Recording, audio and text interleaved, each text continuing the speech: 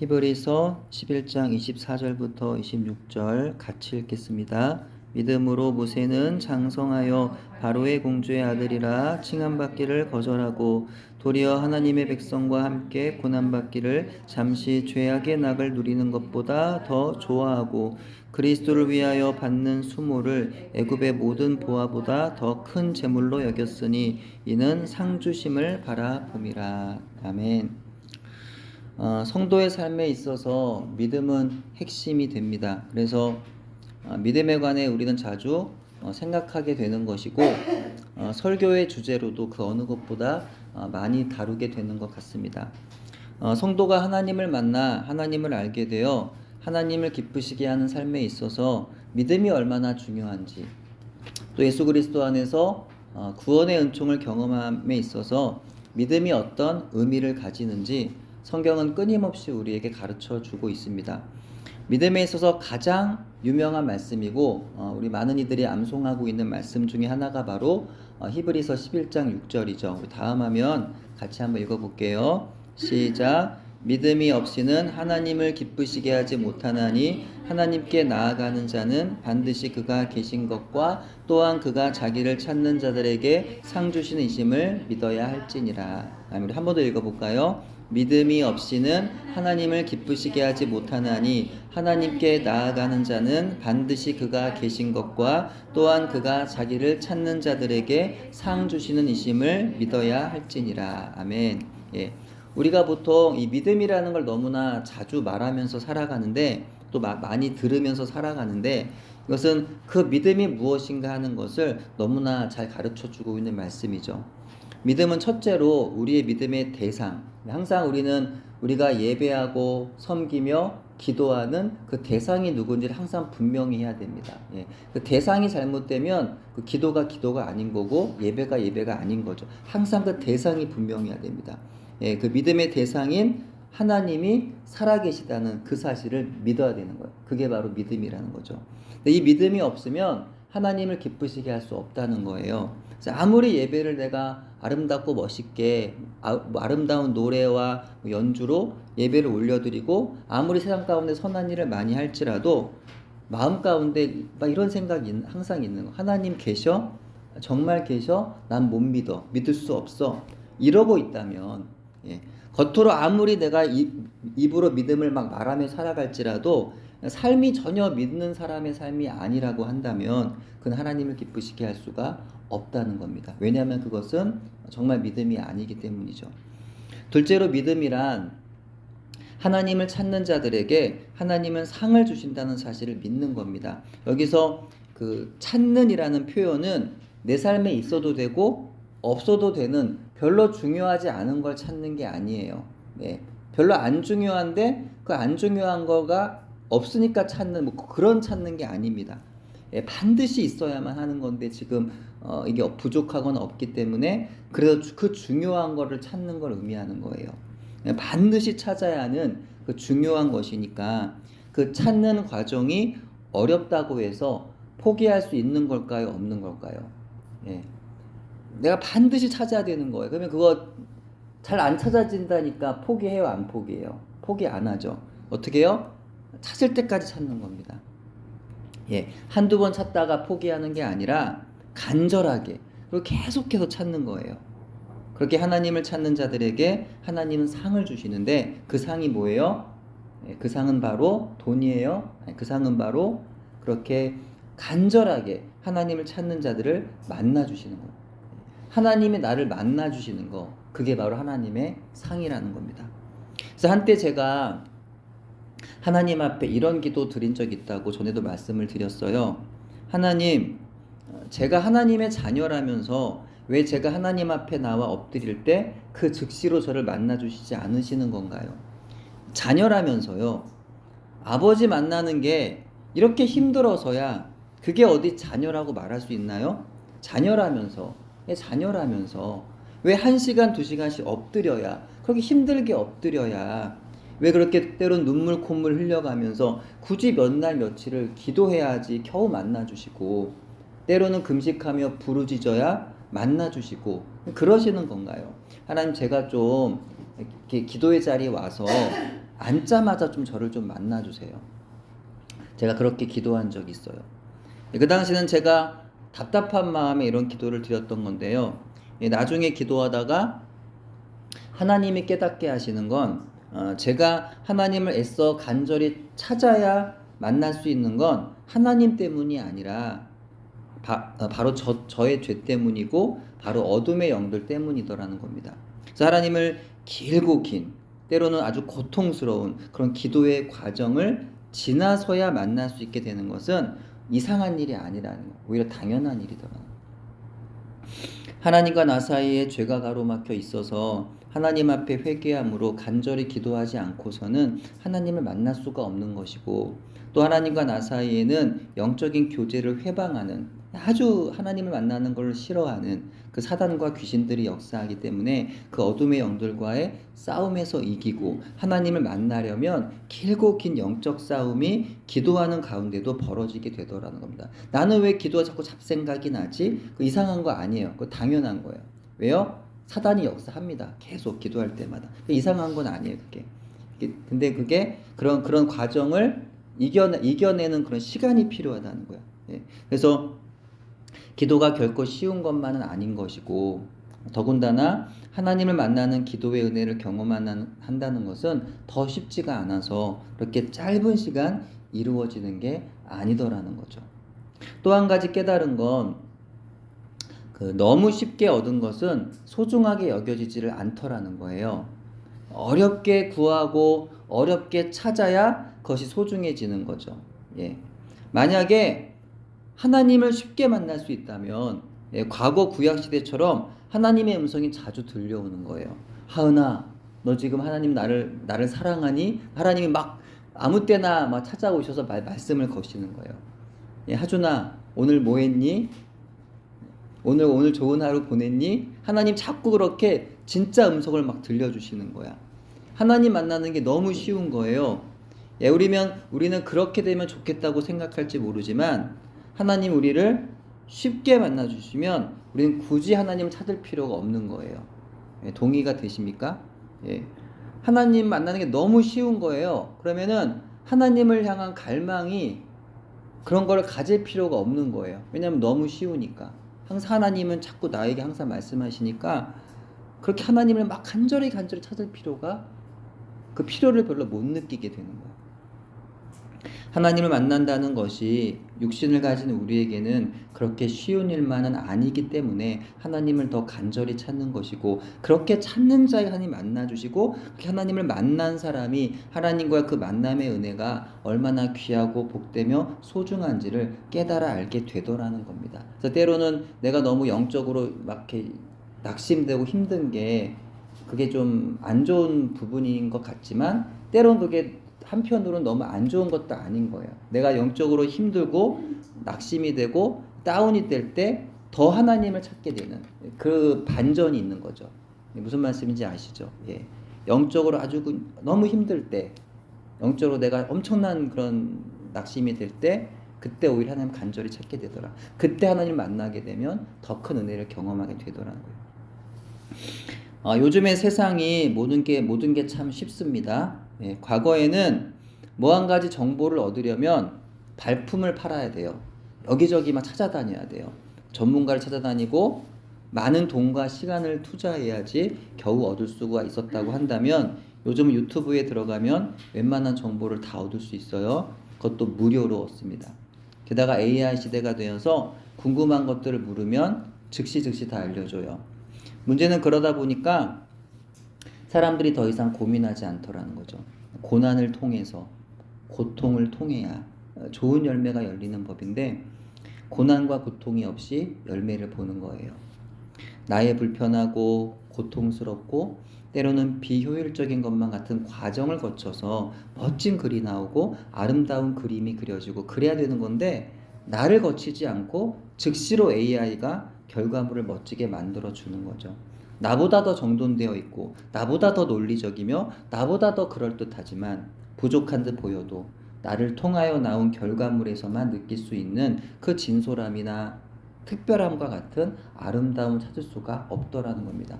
생각마저도 내가 아닌 기계가 대신하는 세상, 무서운 세상을 우리는 살아가더라는 거죠. 근데 이와 같이 우리의 신앙생활도 자꾸만 쉬워지는 거, 편리해지는 것만 추구하다 보면 거기에서는요, 하나님을 진정으로 만나는 은혜를 경험할 수가 없게 되는 겁니다. 성경은요, 하나님을 찾고 또 찾으라고 말씀하고 있어요. 근데 하나님을 찾는 것마저도 쉽고 편하게 하려 들면 거기에는 간절히 하나님을 찾는 자들에게 주어지는 하나님을 만나는 상을 경험할 수가 없는 겁니다. 아무리 세상이 변해도 하나님을 만나려면 무릎을 꿇어야 하고, 시간을 오래 두고 기도하고 말씀을 묵상해야 하며, 필요하면 금식도 하고 부르짖어 기도해야 하는 겁니다. 간절히 하나님을 찾아 하나님을 만나는 것이 하나님께서 우리에게 주시기를 원하시는 상이라는 겁니다. 그렇다면 믿음이 왜 저와 여러분에게 반드시 필요한 걸까요? 믿음으로 인하여 우리가 구원을 받아 하나님의 자녀가 되는 것이기 때문이죠. 요한복음 3장 16절입니다. 하나님이 세상을 이처럼 사랑하사 독생자를 주셨으니 이는 그를 믿는 자마다 멸망하지 않고 영생을 얻게 하려 하심이라. 요한복음 1장 12절입니다. 영접하는 자, 곧 그 이름을 믿는 자들에게는 하나님의 자녀가 되는 권세를 주셨으니. 아멘. 믿음에 대하여서 이와 같이 구원, 영생, 하나님의 자녀됨, 하나님과의 만남 등의 여러 주제들에 대해서 우리는 이야기할 수 있지만, 특히 믿음이라는 건 그 믿는 사람의 삶을 통하여 나타나야 하는 것이기 때문에 우리는 또 거룩을 이야기하지 않을 수가 없습니다.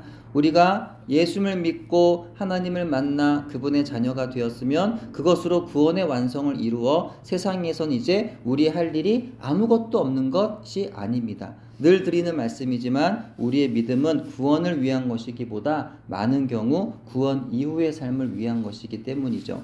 하나님께서 우리로 하여금 그분을 믿게 하심은, 그게 우리를 구원하심은 우리를 단지 천국에 들어가게 하시기 위함이 아니라 천국의 백성, 하나님의 자녀답게 세상을 살아가도록 하시기 위함인 줄로 우리는 믿고 있는 겁니다. 그럼 우리의 몸가짐, 시간 사용, 물질 사용, 직장에서 일하는 방식과 행동, 친구들과의, 이웃들과의 관계, 또 우리가 처한 상황들과 문제들을 처리하고 처신하는 방식이 예수를 믿기 전과 후가 확연히 달라져야 하는 거예요. 그렇게 믿음 이후에 우리의 변화는 점점 더 거룩한 모습으로 나타나게 되어야 한다는 겁니다. 우리의 인격이나 태도나 자세, 또 언행이 하나님의 온전하심처럼 온전하게 되고 예수 그리스도의 온유함과 겸손함처럼 우리가 그렇게 변화되어져 가야 한다는 것이죠. 무엇보다도 예수 그리스도를 믿으면 그 믿음에 근거한 선택과 결정, 그리고 행동을 하게 됩니다. 정말 예수님을 믿으면 자연스럽게 그렇게 된다는 거예요. 예수를 믿기 때문에 내 사고 체계 자체가 그렇게 되는 거예요. 내가 거룩해져야지 이렇게 결심하면 거룩해지는 게 아니죠. 내가 예수를 믿으면 예수님이 내 안에서 그렇게 말씀하시고 행하게 하시기 때문에 자연적으로 예수님 말씀에 근거한, 믿음에 근거한 선택, 결정을 하게 된다는 겁니다. 내가 진짜 예수님을 믿으면. 그렇게 그 믿음이 바로 우리를 거룩하게 만들어요. 이렇게 거룩해짐, 즉 성화는 이처럼 믿음에서 출발하게 되는 겁니다. 우리는 모세에게서 자신이 믿는 하나님과 그리스도를 위하여 거룩한 삶을 선택하는 삶이 무엇인지 교훈을 얻을 수가 있습니다.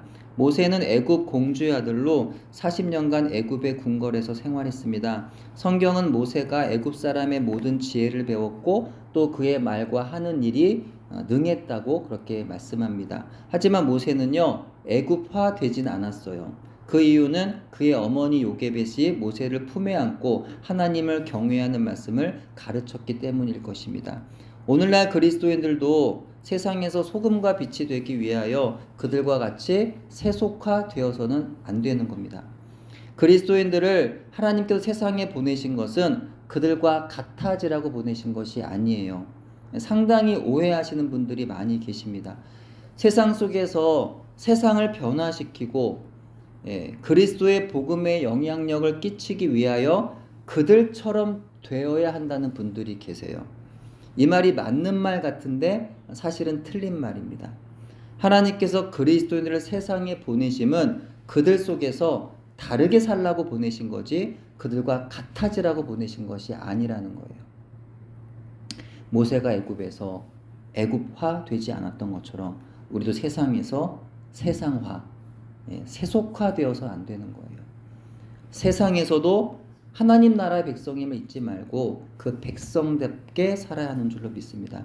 특별히 우리의 자녀들이 세속화되지 아니하도록 부모의 올바른 말씀 교육과 하나님 경외하기를 삶으로 가르쳐 주어야 하는 줄로 믿습니다. 더 나아가 모세가 애굽인일 수 없는 결정적 사건이 발생해요. 히브리인이 애굽인에게 학대를 받게 되자 모세가 그것을 참지 못하고 애굽인을 쳐서 죽였죠. 출애굽기에서는 이 사건으로 모세가 애굽의 궁궐을 떠나 미디안 광야로 도망을 갔다고 성경에 기록합니다. 그러나 히브리서는 믿음으로 모세는 장성하여 바로의 공주의 아들이라 칭함받기를 거절하고 라고 기록합니다. 뭔가 다른 걸 발견하셨나요? 출애굽기에서 설명한 모세의 모습과 히브리서가 판단한 모세에 대한 관점이 달라요. 출애굽기는 하나님의 백성을 하나님께서 애굽으로부터 구원하신 사건으로 기록합니다. 그러니까 출애굽기는 절대적으로 하나님 중심의 기록인 거예요. 그래서 모세에 대한 기록도 모세가 하나님의 방법이 아닌 인간적인 방법으로 자기 민족을 구원하려다가 실패한 모습처럼 그렇게 기록하고 있다는 거예요. 하지만 히브리서는 다르게 말합니다. 히브리서 11장은 믿음의 사람들이 어떻게 믿음으로 생활했는지 초점을 맞춰서 기록한 거예요. 그래서 모세가 비록 혈기로 잘못을 범하긴 했지만 그 근원에는 믿음이 작용했다는 겁니다. 화려한 애굽의 궁궐도 고도로 발전한 문화도 그리고 왕자라는 사회적 지위와 특권도 믿음으로 다 포기하고 오직 하나님만 선택했다고 기록하고 있는 거죠. 모세는 모든 사람이 선망하는 것들, 즉 애굽의 왕실 생활, 궁궐의 안락함, 부귀영화, 사회적 지위와 권세와 권력 등 모든 것을 아무것도 아닌 것처럼 마치 사도 바울이 말한 그 배설물처럼 다 버렸습니다. 또 그는 다른 것을 선택했어요. 바로 하나님과 예수 그리스도, 하나님의 백성, 그리고 그분을 위해 하나님을 위하여 고난과 수모를 선택했습니다. 믿음이 우리를 왜 거룩하게 한다는 걸까요? 믿음은 날마다 우리의 삶에서 올바른 것, 거룩한 것을 선택하게 하기 때문입니다. 사실 우리의 선택에는 얼마나 많은 것들이 영향을 미치는지 몰라요. 우리의 지식, 우리의 경험, 우리의 욕심이 우리 선택에 작용합니다. 근데 이런 것들이 하나님을 믿는 믿음과 연결되지 않으면 우리는 세상 사람들과 다를 게 없이 그들과 똑같이 육신의 정욕과 안목의 정욕과 이생의 자랑을 위해서 살아가게 된다는 거죠. 하지만 그 모든 것들이 하나님과 예수님을 믿는 믿음과 결부되면 우리는 세상의 쾌락이나 부귀영화에 목숨을 걸지 않습니다.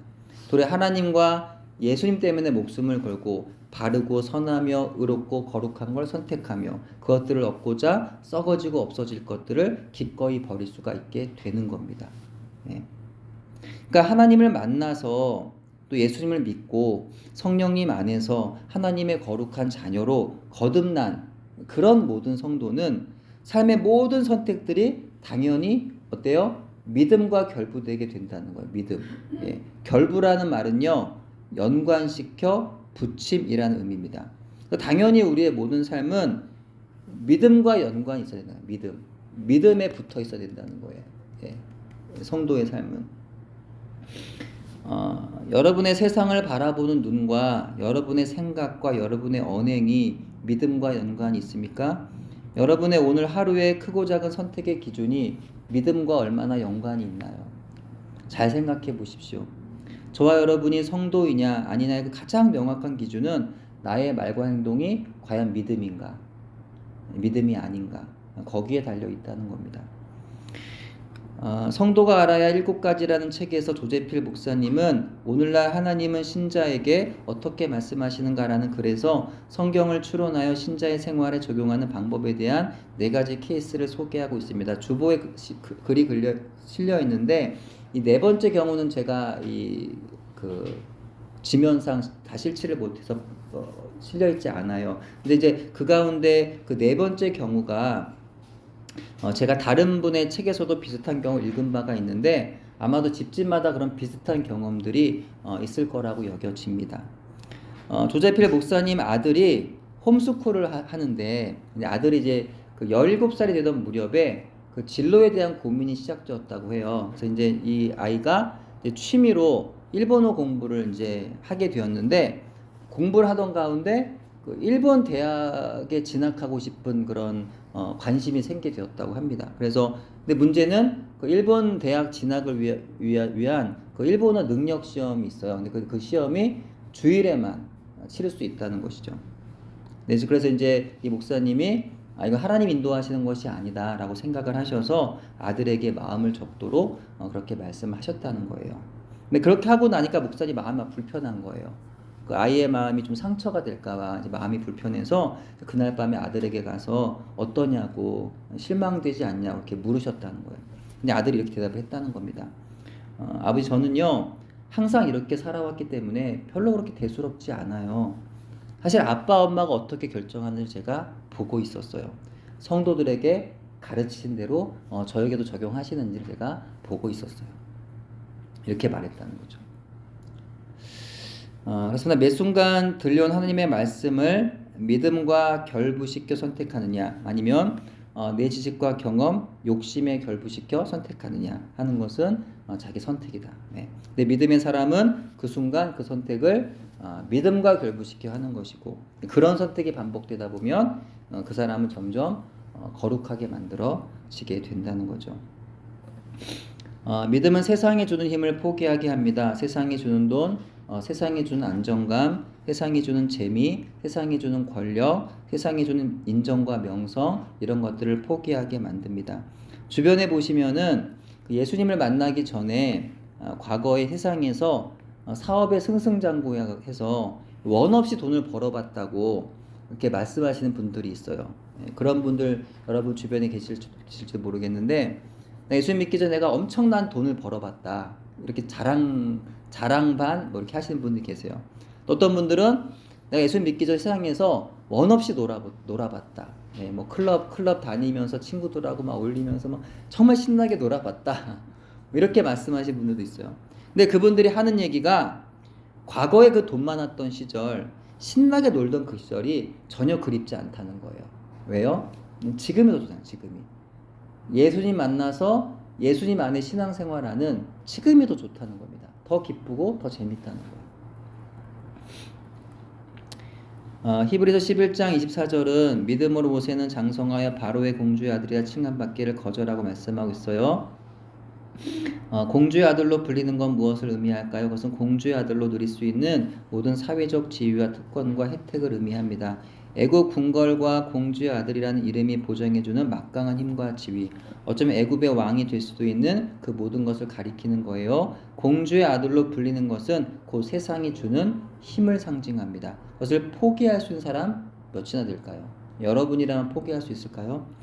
쉽게 예를 생각해 보면 왕, 공주 이러면 별로 와닿지 않아요. 근데 우리가 가장 그 실제적인 돈에 좀 비유를 해보면 그 돈의 액수가 커지면 커질수록 사람은요 그 돈을 포기하기가 어려워요. 가장 그 실질적인 예가 이제 성도들 간에 이제 11조 문제. 11조 점점 많아지면 11조 하는 게 부담스러워지죠. 여러분은 안 그러시지만 흔히 그런 분들 많이 있잖아요. 11조가 늘어나면 내일 그 11조에 대한 부담이 생기는 거야. 그런 분들이 있고요. 또 누군가 나에게 10만 원을 줄 테니까 교회 가지 말라고 하면 여러분 중에 교회 가지 않을 사람 계신가요? 누군가 나에게 100만 원을 줄 테니까 딱 한 주일만 예배 빠지라고 하면 예배 빠질 사람 있으세요? 근데 만약에 액수가 터무니없이 커지면 어떻게 될까요? 예배를 하루만 빠지면 내가 1,000만 원을 줄게. 그러면 주일 예배 빠지겠니? 아니 주일 예배를 앞으로 아주 가지마. 주일 예배 앞으로 가지마. 절대 가지마. 그럼 내가 100억을 줄게. 이러면 여러분 고민 안 하시겠습니까? 지금은 안 그럴 것 같지만 사람은 모르죠. 흔들릴 수 있다는 거예요. 그래서 평소에 작은 것에 대하여 작다고 해서 마음을 내어줘서는 안 되는 줄로 믿습니다. 그래서 성경은 우리에게 죄는 모양이라도 버리라는 것이고요. 그래서 작은 죄에 대해서 가볍게 여기다 보면 우리는 큰 유혹과 시험이 왔을 때 거기에 이길 힘이 없는 겁니다. 이미 작은 시험에 실패했기 때문에 큰 시험에 실패하는 거죠. 그러니까 평소에 작은 시험과 유혹에서 자기 마음을 지키고 믿음과 결부시켜 이겨본 사람은 큰 시험, 큰 유혹이 와도 거기 흔들리거나 고민하지 아니하고 당연히 믿음과 결부시켜 이기게 되는 줄로 믿습니다. 모세는 공주의 아들이라는 이름 대신에 하나님의 종이라는 이름을 선택했습니다. 모세는 세상이 주는 힘 대신에 하나님의 지팡이를 선택했고 하나님이 주는 권세를 택했습니다. 그는 애굽이라는 세상 대신에 광야를 선택했고 애굽 백성 대신에 하나님의 백성을 선택했습니다. 히브리서 11장 25절은 도리어 하나님의 백성과 함께 고난받기를 잠시 죄악의 낙을 누리는 것보다 더 좋아하고 라고 말씀합니다. 믿음은 잠시 죄악의 낙을 누리는 것보다 영원한 것, 거룩한 것을 선택하게 하는 겁니다. 이 말씀에서 고난과 잠시 죄악의 낙을 누리는 것이 대조를 이루고 있어요. 또 모세는 즐거운 낙보다 고난을 더 좋아했습니다. 모세는 잠시 죄악의 낙을 누리는 것을 버리고 하나님의 백성과 함께 고난받는 것을 선택하며 그것을 더 좋아했어요. 여러분에게 동의가 되세요? 이해가 되십니까? 여러분도 세상 재미보다 고난받는 걸 더 좋게 여기시나요? 어때요? 동의되십니까? 어느 게 더 재밌을까요? 하나님 백성으로 사는 것과 고난받는 삶, 하나님 말씀에 따라서 이스라엘 백성을 이끌고 광야로 들어가는 것과 애굽 궁궐에서 화려한 옷을 입고 날마다 진수성찬을 먹고 마시며 살아가는 것 중 어느 것이 더 재미있고 즐거운 삶일까요? 재미있는 삶은 애굽의 궁궐 삶일 겁니다. 왕자로서의 삶이에요. 분명 이런 생활이 즐겁고 기쁨을 주겠죠. 이런 자리는 모두가 부러워하고 원하는 거예요. 궁궐에서 하고 싶은 걸 다 하면서 즐기며 사는 거 얼마나 좋은가요? 사람들이 이런 생활을 추구하잖아요. 고난을 원하고 고난을 갈망하는 사람이 어디 있나요? 오늘날은 극도의 재미를 추구하는 문화 속에서 우리는 살아갑니다. 오직 재미를 위해서 더 자극적이고 더 충격적인 것으로 세상은 다가와요. 우리의 눈을 자극하고 귀를 자극하고 혀를 자극합니다. 한순간의 재미를 위한 것들이 끊임없이 온갖 매스컴과 매체들을 통하여 생산이 되기 때문에 우리는 하루에 24시간 온종일 재미를 추구하면서 살아갈 수가 있는 겁니다. 요즘은 그야말로 재미가 진리인 시대예요. 재미가 진리가 되고 재미가 덕이 되고 재미가 목적이 되고 재미가 삶의 이유가 됩니다. 그러니까 재미없는 건 안 하는 거예요. 재밌는 것만 찾아다니는 거예요. 재미가 없는 삶의 고민들을 하지 않는 거예요. 더군다나 재미없는 거룩이라는 개념은 말씀은 과거 수천 년 전 구닥다리 윤리도덕이 되어가는 겁니다. 당연히 힘들고 재미없는 일은 싫은 거예요. 그러니까 요즘은 조금만 힘들어도 안 하는 거죠. 자기가 싫으면 안 하는 겁니다. 누구도 고난을 원하지 않아요. 사람들이 원하는 건 자신이 하고 싶은 일을 하고 먹고 싶은 거 먹고 가고 싶은 대로 가면서 사는 것을 원합니다. 그렇게 내가 하고 싶은 일을 하면서 사는 것이 요즘 사람들의 삶의 방식이에요. 그 삶의 목표이고 그렇게 살아가는 걸 행복이라고 말합니다. 하지만 모세는 그렇게 생각하지 않았다는 거예요. 이 즐거움은 죄악에서 비롯되었고 우리 육체의 욕망을 만족시키며 나아가 우리의 영혼을 파괴하는 것이다. 이는 의미도 가치도 없는 일시적인 즐거움이다. 잠시 죄악의 낙을 누리는 허상과 같을 뿐이다. 이런 즐거움은 거룩하지도 올바르지도 않으며 영원한 가치도 없다. 죄악의 낙은 우리 자신을 파멸시킬 뿐이다. 모세는요 이것을 깨달았던 겁니다. 그래서 영원하지도 않은 죄악에서 비롯된 즐거움을 붙잡으려 하지 않은 거죠. 잠시 낙을 누리는 것보다 잠시 받는 고난을 택했던 거예요. 내가 재밌고 즐겁고 내가 하고 싶은 일을 가치로 두고 살아간 것이 아니라 하나님께서 하라고 하신 일을 하는 것을 가치로 두고 살아간 겁니다. 모세는 죄악의 재미를 누리며 살 바에는 차라리 하나님 백성과 함께 고난을 받겠다면서 그 길을 선택했던 것입니다. 여러분은 무엇이 재밌으신가요? 무엇을 택하고 계신가요? 간혹 성도분들 가운데 이렇게 말씀하신 분도 있어요. 삶이 재미가 없어. 예, 그렇게 말씀하신 분 혹시 보셨나요? 예, 삶이 너무 재미가 없어. 살아가는 게 재미가 없어. 이렇게 말씀하시는 성도분들이 계시다는 거예요.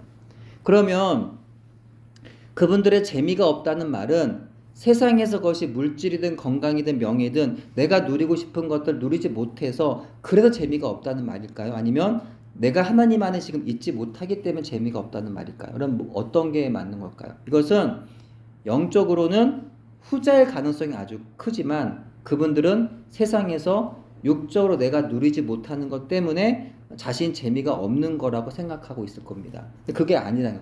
사실 핵심은 하나님만 내가 지금 잊지 못하다는 거예요. 그게 핵심이에요. 그래서 성도가 재미가 없는 거예요.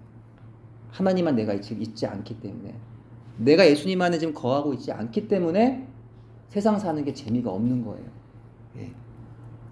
하나님 안에 있지 않으니까 재미가 없는 겁니다. 여러분 재밌습니까? 예. 하나님 안에 있으면 재밌다는 거예요. 하나님 안에 있기만 하면 세상에서 무엇을 누리지 못해도 재밌는 거예요. 즐거운 거예요. 세상 사람들이 보기에는 뭐가 재밌냐? 미친 거 아니냐? 물을지 모르지만 저만 하나님 안에 있는 은혜라는 사람은 그것이 기쁜 것이고 재밌는 것이다. 사도 바울은 감옥 안에서 빌립보 성도들에게 편지하면서 기쁨을 이야기합니다. 감옥이 기쁜 곳일까요? 절대 아니죠. 감옥은 하루도 있고 싶지 않은, 한 시간도 있고 싶지 않은, 잠시도 있고 싶지 않은 곳이 바로 감옥이죠. 그러면 사도 바울은 그 감옥에서도 기쁨을 선택했습니다. 저는 눈에 보이는 환경과 상황을 초월하여 영적으로 좋은 것을 바라보고 기뻐할 수 있게 작용하는 것이 바로 믿음입니다. 기뻐할 일이 있어야 기뻐하지 라고 말한다면 그것은 믿음이 아닌 거죠. 믿음은 내가 그리스도 안에 있으면 내가 어디 있든 아무 상관이 없기 때문입니다. 설령 감옥 안에 있어도 믿음의 눈으로 보면 나는 여전히 예수 그리스도 안에 있는 것이기 때문입니다. 그렇기 때문에 감옥에서도 기쁨으로 찬양하며 감사할 수 있는 것이고, 그렇기 때문에 수많은 순교자들이 기쁨으로 끝까지 주님을 부인하지 않으며 그 길을 갈 수 있었던 것인 줄로 믿습니다. 혹시 나의 삶의 자리, 여러분의 상황과 형편과 처지가 때로는 한심스럽게 여겨지는 분이 계신가요? 내가 이렇게 살아서 뭐하지? 내가 왜 이렇게 살지? 막 이런 생각이 드시는 분이 혹시 계신가요? 하지만 그 고통스럽고 힘들고 고단한 그런 삶 가운데서도 우리는 믿음을 받으나요? 성도는 바로 그때 믿음의 능력을 발휘해야 된다는 거예요. 그래서 저 역시도 이렇게 힘들어하는 부모님이나 누구한테 말을 할 때 쉽게 말할 수 없는 건, 저조차도 정말 힘들 때는 이게 잘 안 되잖아요. 자꾸 우리가 그래서 연습을 해야 돼요. 평소에도 자꾸 내 마음이 힘들어질 때마다 이렇게 막 우울감이 찾아오고 부정적인 생각이 찾아올 때마다 자꾸 마음의 기쁨을 회복해 달라고 자꾸 기도하면서 어떤 상황에도 하나님 안에서 기뻐할 수 있는 마음을 가질 수 있도록, 그렇게 믿음을 발휘할 수 있도록 나 역시도 그렇게 노력을 해야 되는 거예요. 바로 거기서 믿음의 눈으로 주님을 보면 거기서 기쁨을 경험하는 거예요. 거기서도 재미를 경험하게 된다는 거죠. 가정에 어려운 문제들이 있어도, 비록 교회에 부흥이 일어나지 않는 것 같아 보여도, 내 삶의 환경에 또 일터에 여러 가지 문제들이 많이 있는 것 같아도 그래도 기쁨은 우리가 선택하는 거다. 믿음으로 선택하는 거다. 그러면 비록 부족한 게 많고 고난이 있고 문제도 많아도 그것이 재미있는 곳이 된다. 즐거운 곳이 된다. 세상과 차원이 다른 재미와 즐거움이 바로 거기에 있다는 겁니다. 세상의 방식에 따라 쉽고 편한 길을 추구하지 마십시오. 예배를 쉽게 드리려 하고 하나님 쉽게 만나려 하고 신앙생활 쉽게 하려고 하지 마십시오. 그래서 하나님께서 자신의 백성 삼으신 저와 여러분의 생활 방식이 결코 아니기 때문입니다. 주님은 구원의 문으로 가는 길은 넓은 길이 아니라 좁은 길이라 말씀하셨어요. 우리는 세상 속에서 세상과 같이 사는 사람들이, 세상과 똑같이 사는 사람들이 아니라 세상 속에서 세상과 다르게 살아가는 사람들임을 늘 기억해야 하는 줄로 믿습니다. 모세와 같이 세상에서 공주의 아들로 칭함받기를 거절하고 하나님의 종으로 칭함받기를 소원하시기를 바랍니다.